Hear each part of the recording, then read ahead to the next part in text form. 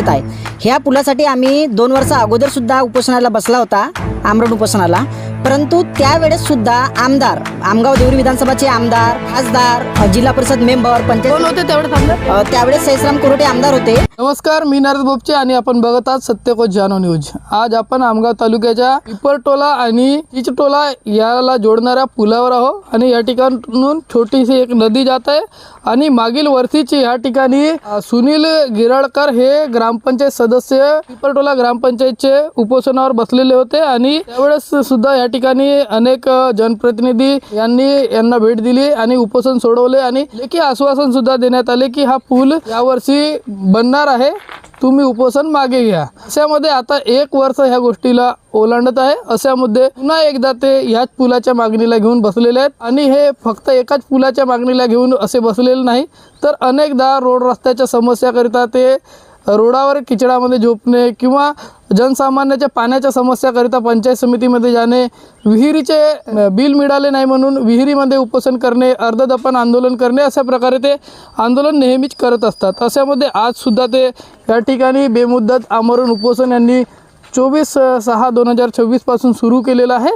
नेमके त्यांचे काय बोलणे आहे ते बघूया। तर आपल्यासोबत आहेत ग्रामपंचायत सदस्य सुनील गिराळकर।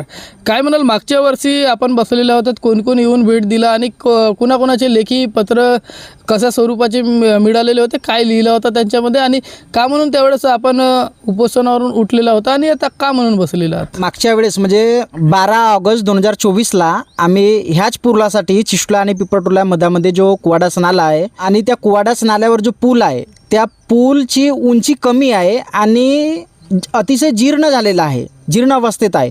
ह्या पुलासाठी आम्ही 2 वर्ष अगोदर सुद्धा उपोषणाला बसला होता, आमरण उपोषणाला।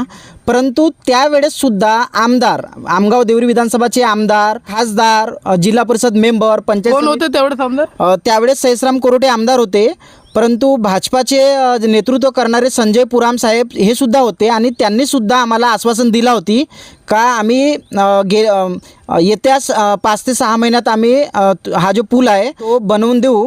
परंतु त्यांच्या आश्वासनाला मान ठेवून आणि तसेच PWD कार्यकारी अभियंता दमाय सर यांनी सुद्धा आम्हाला लेखी आश्वासन दिला होता की आम्ही हा लवकरात लवकर पूल निर्माण करून देऊ। परंतु त्यांचे जे आश्वासन दिले ते पूर्णपणे खोटे आश्वासन दिले हे आता समजून आले।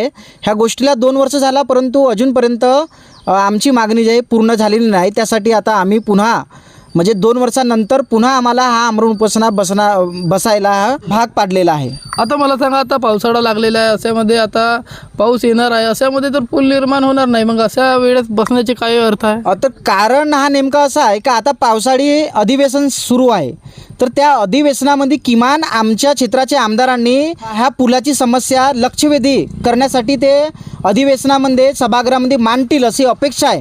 त्यासाठी नेमका हा आता आपल्याला आंदोलन करण्यात येत आहे। त्यांची जी मागणी आहे की शासन प्रशासनाने जनप्रतिनिधीने आमची मागणी पूर्ण करावे, नाहीतर हा आंदोलन अजून उग्र होणार आहे।